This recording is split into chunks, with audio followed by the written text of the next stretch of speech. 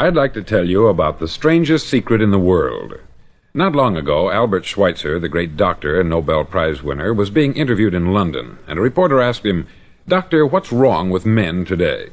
The great doctor was silent a moment, and then he said, "Men simply don't think." And it's about this that I want to talk with you. We live today in a golden age. This is an era that man has looked forward, dreamed of, and worked toward for thousands of years. But since it's here, we pretty well take it for granted. We in America are particularly fortunate to live in the richest land that ever existed on the face of the earth, a land of abundant opportunity for everyone. But do you know what happens? Let's take 100 men who start even at the age of 25. Do you have any idea what will happen to those men by the time they're 65? These 100 men who all start even at the age of 25 believe they're going to be successful. If you asked any one of these men if he wanted to be a success, he'd tell you that he did. And you'd notice that he was eager toward life, that there was a certain sparkle to his eye, an erectness to his carriage, and life seemed like a pretty interesting adventure to him. But by the time they're 65, 1 will be rich, 4 will be financially independent, 5 will still be working, 54 will be broke. Now think a moment. Out of the 100, only 5 make the grade. Why do so many fail? What has happened to the sparkle that was there when they were 25? What's become of the dreams, the hopes, the plans? And why is there such a large disparity between what these men intended to do and what they actually accomplished? When we say about 5% achieve success, we have to define success. And here's the definition. Success is the progressive realization of a worthy ideal. If a man is working toward a predetermined goal and knows where he's going, that man is a success. If he's not doing that, he's a failure. Success is the progressive realization of a worthy ideal. Rollo May, the distinguished psychiatrist, wrote a wonderful book called Man's Search for Himself. And in this book he says, "The opposite of courage in our society is not cowardice, it is conformity." And there you have the trouble today. It's conformity. People acting like everyone else, without knowing why, without knowing where they're going. Now think of it. In America right now, there are over 14 million people 65 years of age and over, and about 13 million of these 14 million are broke. They're dependent on someone else for life's necessities. Now, we learn to read by the time we're 7. We learn to make a living by the time we're 25. Usually, by that time, we're not only making a living, we're supporting a family. And yet, by the time we're 65, we haven't learned how to become financially independent in the richest land that has ever been known. Why? We conform. And the trouble is that we're acting like the wrong percentage group, the 95% who don't succeed. Now, why do these people conform? Well, they don't know, really. These people believe that their lives are shaped by circumstances, by things that happen to them, by exterior forces. They're outer-directed people. A survey was made one time that covered a lot of men, working men, and these men were asked this question: why do you work? Why do you get up in the morning? 19 out of 20 had no idea. If you ask them, they'll say, everyone goes to work in the morning. And that's the reason they do it, because everyone else is doing it. Now let's get back to our definition of success. Who succeeds? The only man who succeeds is the man who is progressively realizing a worthy ideal. He's the man who says, I'm going to become this, and then begins to work toward that goal. I'll tell you who the successful people are. A success is the school teacher who's teaching school because that's what she wanted to do. The success is the woman who's a wife and mother because she wanted to become a wife and mother and is doing a good job of it. The success is the man who runs the corner gas station because that's what he wanted to do. The success is the successful salesman who wants to become a top-notch salesman and grow and build with his organization. A success is anyone who is doing deliberately a predetermined job because that's what he decided to do deliberately. But only 1 out of 20 does that. That's why today there isn't really any competition, unless we make it for ourselves. Instead of competing, all we have to do is create. Now, for 20 years, I looked for the key which would determine what would happen to a human being. Was there a key, I wanted to know, which would make the future a promise that we could foretell to a large extent? Was there a key that would guarantee a person's becoming successful if he only knew about it and knew how to use it? Well, there is such a key, and I've found it. Have you ever wondered why so many men work so hard and honestly without ever achieving anything in particular, and others don't seem to work hard and yet seem to get everything? They have the magic touch. You've heard them say that about someone. Everything he touches turns to gold. And have you ever noticed that a man who becomes successful tends to continue to become successful, and on the other hand, have you noticed how a man who is a failure tends to continue to fail? It's because of goals. Some of us have them, some don't. People with goals succeed because they know where they're going. Now think of a ship leaving a harbor, and think of it with the complete voyage mapped out and planned. The captain and crew know exactly where it's going and how long it will take. It has a definite goal. 9,999 times out of 10,000 it will get to where it started out to get. Now let's take another ship, just like the first, only let's not put a crew on it, or a captain at the helm. Let's give it no aiming point, no goal, no destination. We just start the engines and let it go. I think you'll agree with me that if it gets out of the harbor at all, it will either sink or wind up on some deserted beach a derelict. It can't go any place because it has no destination and no guidance. It's the same with a human being. Take the salesman, for example. There is no other person in the world today with the future of a good salesman. Selling is the world's highest paid profession, if we're good at it, and if we know where we're going. Every company needs top-notch salesmen, and they reward those men. The sky is the limit for them. But how many can you find? Someone once said, the human race is fixed, not to prevent the strong from winning, but to prevent the weak from losing. The American economy today can be likened to a convoy in time of war. The entire economy is slowed down to protect its weakest link, just as the convoy had to go at the speed that would permit its slowest vessel to remain in formation. That's why it's so easy to make a living today. It takes no particular brains or talent to make a living and support a family today, so we have a plateau of so-called security, if that's what a person's looking for. But we do have to decide how high above this plateau we want to aim for. Now let's get back to the strangest secret in the world, the story that I wanted to tell you today. Why do men with goals succeed in life, and men without them fail? Well, let me tell you something which, if you really understand it, will alter your life immediately. If you understand completely what I'm going to tell you from this moment on, your life will never be the same again. You'll suddenly find that good luck just seems to be attracted to you. The things you want just seem to fall in line. And from now on, you won't have the problems, the worries, the gnawing lump of anxiety that perhaps you've experienced before. Doubt, fear, well, they'll be things of the past. Here's the key to success, and the key to failure. We become what we think about. Now let me say that again. We become what we think about. Throughout all history, the great wise men and teachers, philosophers and prophets have disagreed with one another on many different things. It is only on this one point that they are in complete and unanimous agreement. Listen to what Marcus Aurelius, the great Roman emperor, said. He said, "A man's life is what his thoughts make of it." Disraeli said this, "Everything comes if a man will only wait. I have brought myself by long meditation to the conviction that a human being with a settled purpose must accomplish it, and that nothing can resist a will that will stake even existence for its fulfillment." Ralph Waldo Emerson said this, "A man is what he thinks about all day long." William James said, "The greatest discovery of my generation is that human beings can alter their lives by altering their attitudes of mind." And he also said, "We need only in cold blood act as if the thing in question were real, and it will become infallibly real by growing into such a connection with our life that it will become real. It will become so knit with habit and emotion that our interest in it will be those which characterize belief." He also said this, "If you only care enough for a result, you will almost certainly attain it. If you wish to be rich, you will be rich. If you wish to be learned, you will be learned.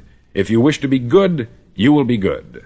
Only you must then really wish these things, and wish them exclusively, and not wish at the same time 100 other incompatible things just as strongly." In the Bible you read, in Mark 9:23, "If thou canst believe, all things are possible to him that believeth."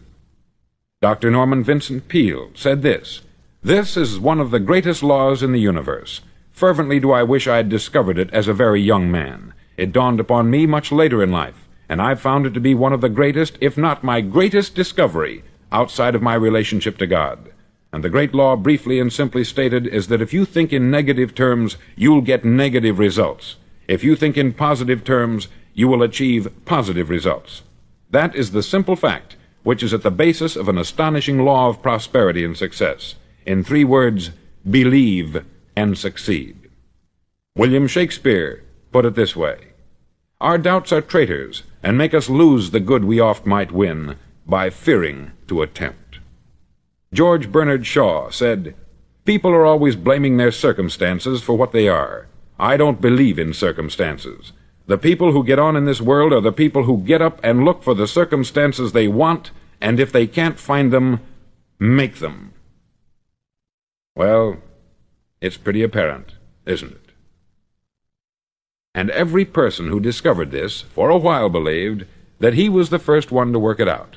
We become what we think about. Now, it stands to reason that a person who's thinking about a concrete and worthwhile goal is going to reach it, because that's what he's thinking about. And we become what we think about. Conversely, the man who has no goal, who doesn't know where he's going, and whose thoughts must therefore be thoughts of confusion and anxiety and fear and worry, becomes what he thinks about. His life becomes one of frustration, fear, anxiety, and worry. And if he thinks about nothing, he becomes nothing. Now, how does it work? Why do we become what we think about? Well, I'll tell you how it works as far as we know. Now, to do this, I want to tell you about a situation that parallels the human mind. Suppose a farmer has some land, and it's good, fertile land. Now, the land gives the farmer a choice. He may plant in that land whatever he chooses. The land doesn't care. It's up to the farmer to make the decision. Now, remember, we're comparing the human mind with the land, because the mind, like the land, doesn't care what you plant in it. It will return what you plant, but it doesn't care what you plant. Now, let's say that the farmer has 2 seeds in his hand. One is a seed of corn, the other is nightshade, a deadly poison. He digs 2 little holes in the earth, and he plants both seeds, one corn, the other nightshade. He covers up the holes, waters, and takes care of the land, and what will happen? Invariably, the land will return what is planted. As it's written in the Bible, "As ye sow, so shall ye reap." Remember, the land doesn't care. It will return poison in just as wonderful abundance as it will corn. So up come the 2 plants, one corn, one poison. Now, the human mind is far more fertile, far more incredible and mysterious than the land, but it works the same way. It doesn't care what we plant. Success, failure. A concrete, worthwhile goal, or confusion, misunderstanding, fear, anxiety, and so on. But what we plant, it will return to us. You see, the human mind is the last great unexplored continent on the earth. It contains riches beyond our wildest dreams. It will return anything we want to plant. Now, you might say, well, if that's true, why don't people use their minds more? Well, I think they've figured out an answer to that, too. Our mind comes as standard equipment at birth. It's free, and things that are given to us for nothing we place little value on. Things that we pay money for, we value. The paradox is that exactly the reverse is true. Everything that's really worthwhile in life came to us free. Our mind, our soul, our body, our hopes, our dreams, our ambitions, our intelligence, our love of family and children and friends. All these priceless possessions are free, but the things that cost us money are actually very cheap and can be replaced at any time. A good man can be completely wiped out and make another fortune. He can do that several times. Even if our home burns down, we can rebuild it, but the things we got for nothing, we can never replace. The human mind isn't used merely because we take it for granted. Familiarity breeds contempt. It can do any kind of job we assign to it, but generally speaking, we use it for little jobs instead of big important ones. Universities have proved that most of us are operating on about 10% of our abilities. Decide now, what is it you want? Plant your goal in your mind. It's the most important decision you'll ever make in your entire life. Do you want to be an outstanding salesman, a better worker at your particular job? Do you want to go places in your company, in your community? All you've got to do is plant that seed in your mind. Care for it. Work steadily toward your goal, and it will become a reality. It not only will, there's no way that it cannot. You see, that is a law, like the laws of Sir Isaac Newton, the laws of gravity. If you get on top of a building and jump off, you'll always go down. You'll never go up. And it's the same with all the other laws of nature. They always work. They're inflexible. Think about your goal in a relaxed, positive way. Picture yourself in your mind's eye as having already achieved this goal. See yourself doing the things you will be doing when you've reached your goal. Ours has been called the phenobarbital age, the age of ulcers and nervous breakdowns. At a time when medical research has raised us to a new plateau of good health and longevity, far too many of us worry ourselves into an early grave trying to cope with things in our own little personal ways, without learning a few great laws that will take care of everything for us. These things we bring on ourselves through our habitual way of thinking. Every one of us is the sum total of his own thoughts. He is where he is because that is exactly where he really wants to be, whether he'll admit that or not.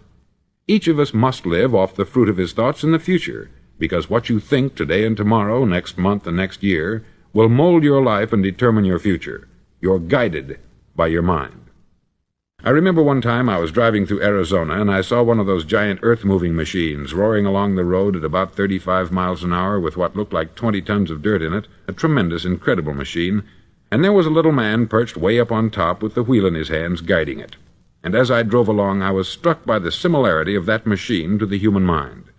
Just suppose you're sitting at the controls of such a vast source of energy. Are you going to sit back and fold your arms and let it run itself into a ditch? Or are you going to keep both hands firmly on the wheel and control and direct this power to a specific, worthwhile purpose? It's up to you. You're in the driver's seat. You see, the very law that gives us success is a two-edged sword.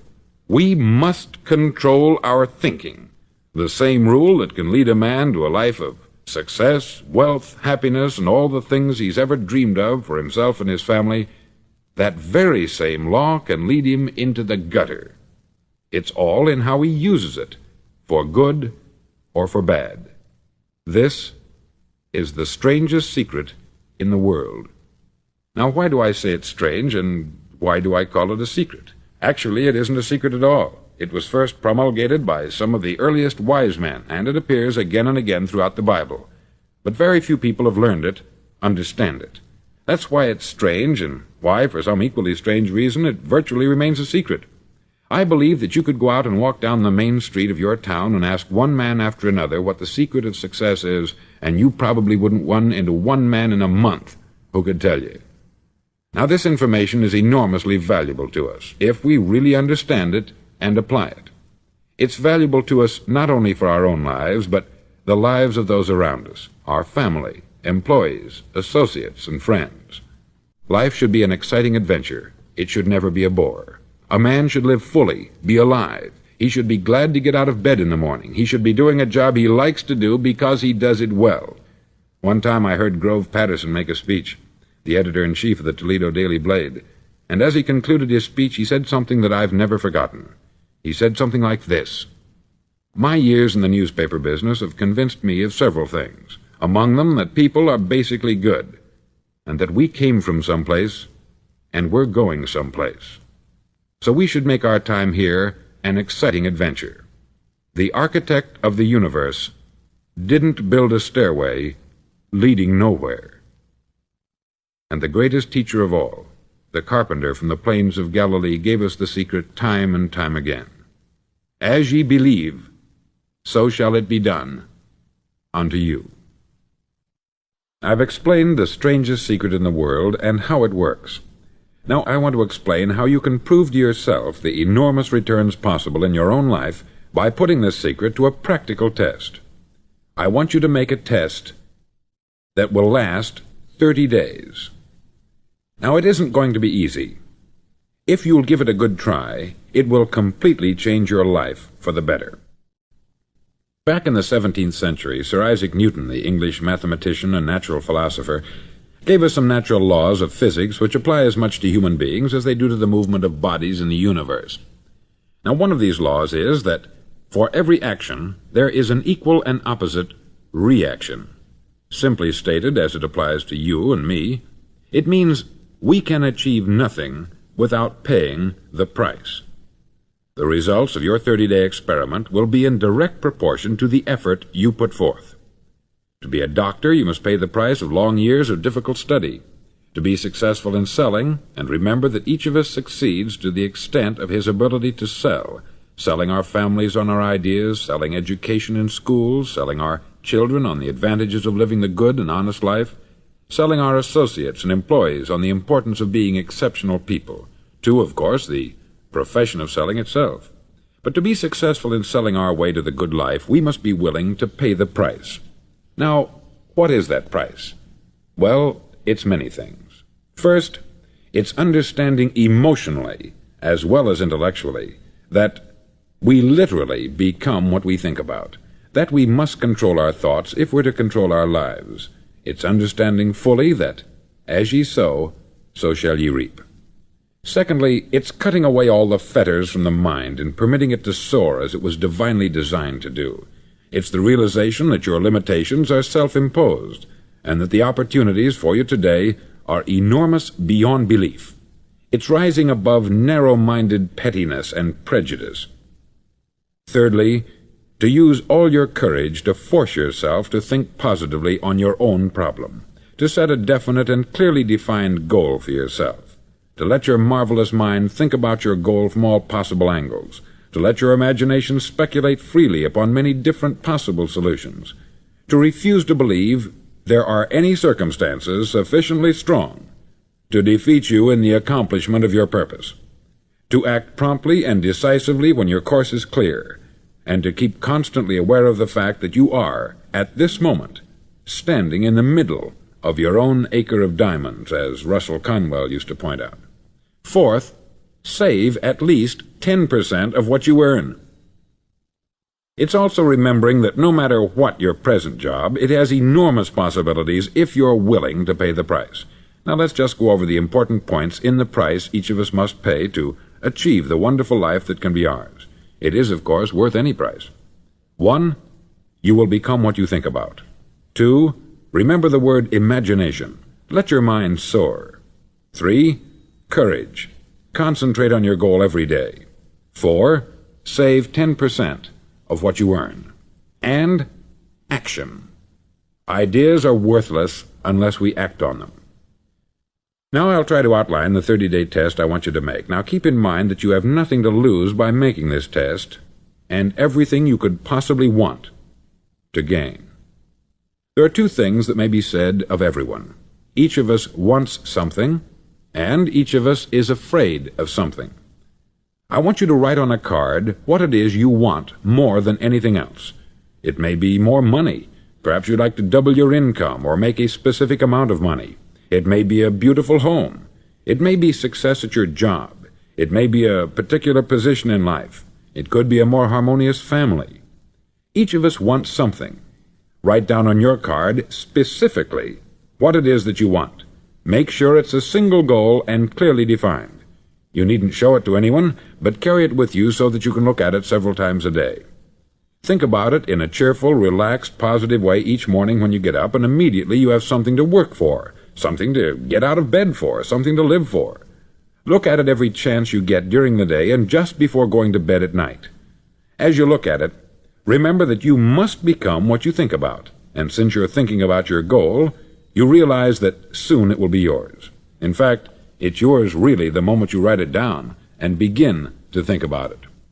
Look at the abundance all around you as you go about your daily business. You have as much right to this abundance as any other living creature. It's yours for the asking. Now we come to the difficult part. Difficult because it means the formation of what is probably a brand new habit, and new habits are not easily formed. Once formed, however, it'll follow you for the rest of your life. Stop thinking about what it is you fear.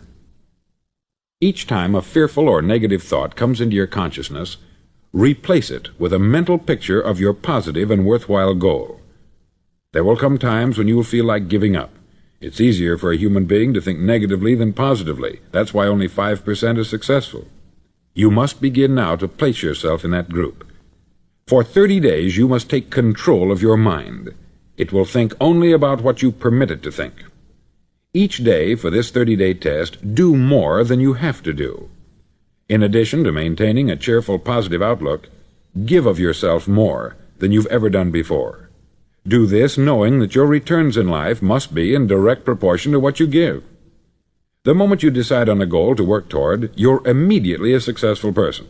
You're then in that rare and successful category of people who know where they're going. Out of every 100 people, you belong to the top 5. Don't concern yourself too much with how you're going to achieve your goal. Leave that completely to a power greater than yourself. All you have to do is know where you're going. The answers will come to you of their own accord. Remember these words from the Sermon on the Mount, and remember them well. Keep them constantly before you this month of your test. Ask, and it shall be given you. Seek, and ye shall find. Knock, and it shall be opened unto you.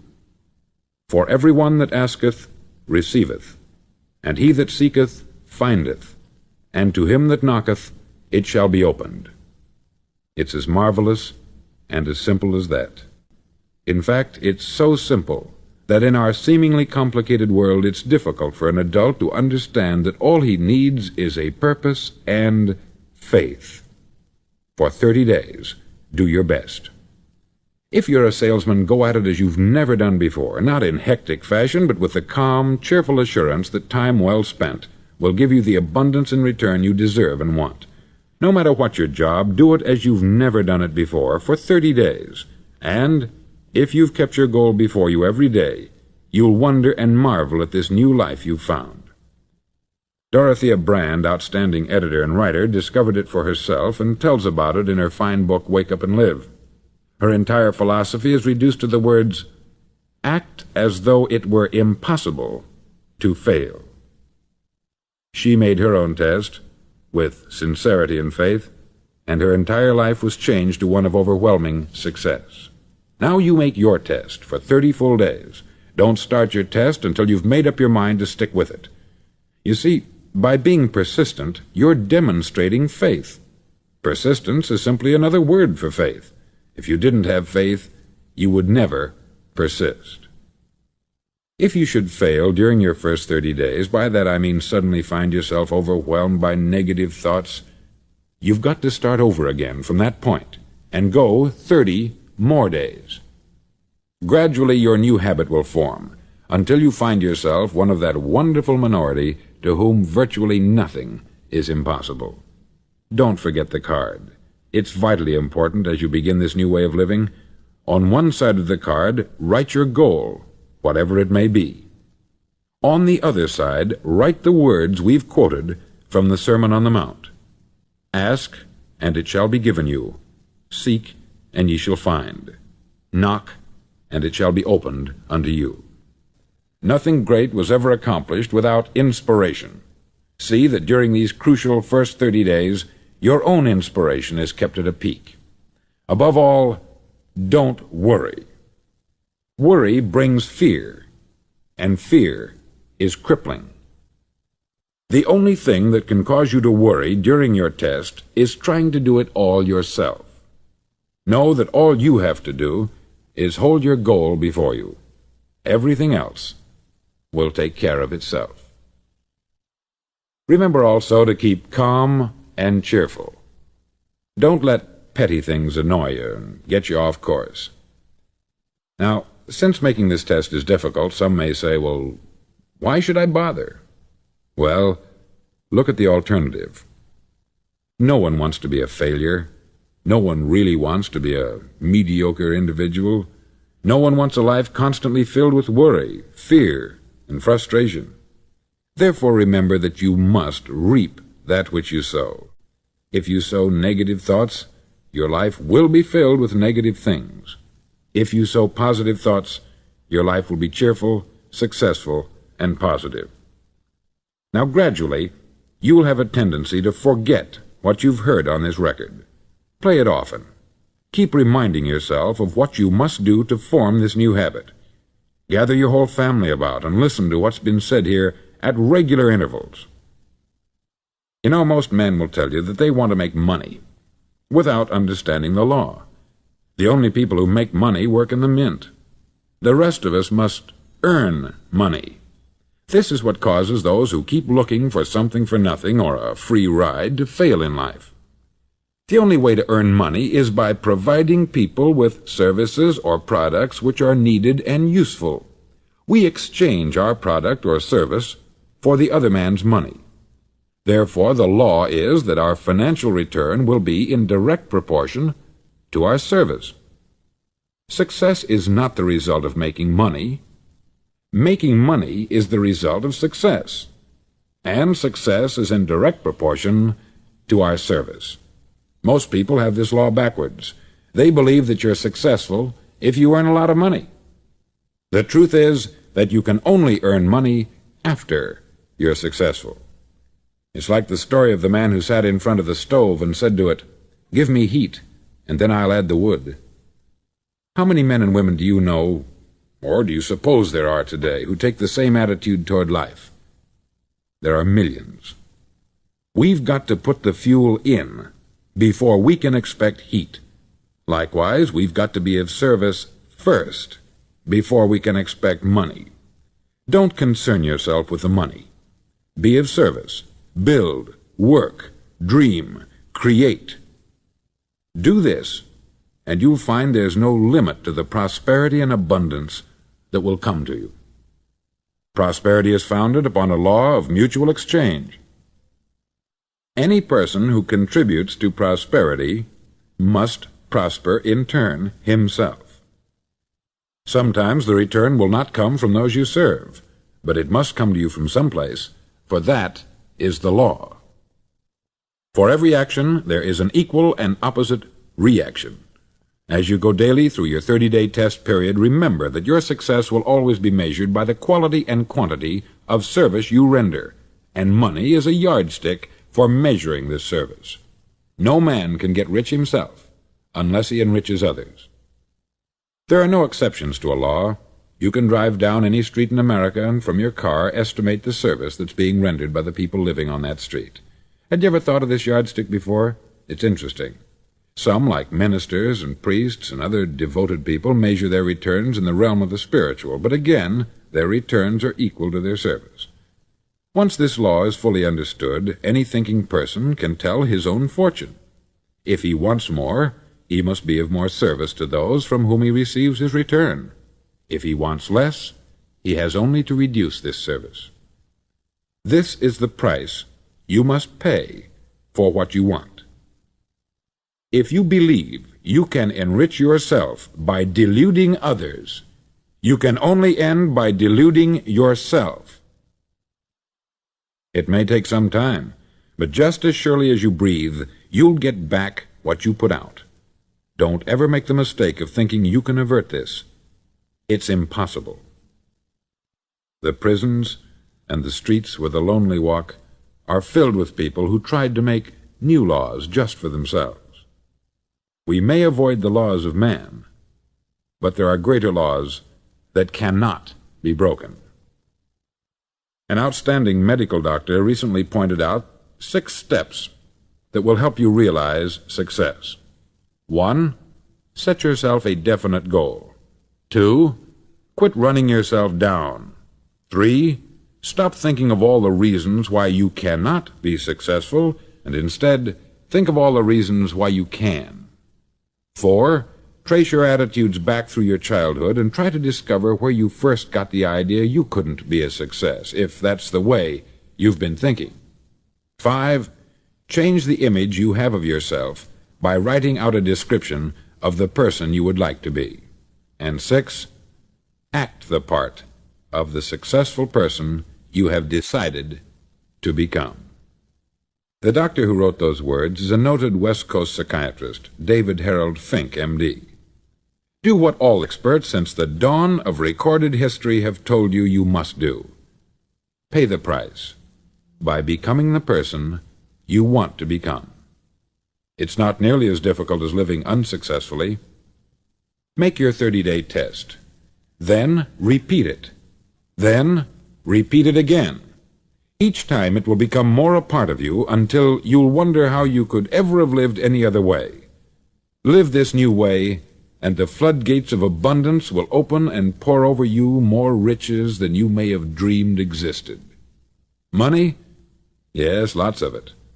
But what's more important, you'll have peace.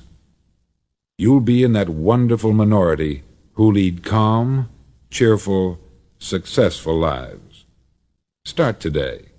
You have nothing to lose, but you have a life to win.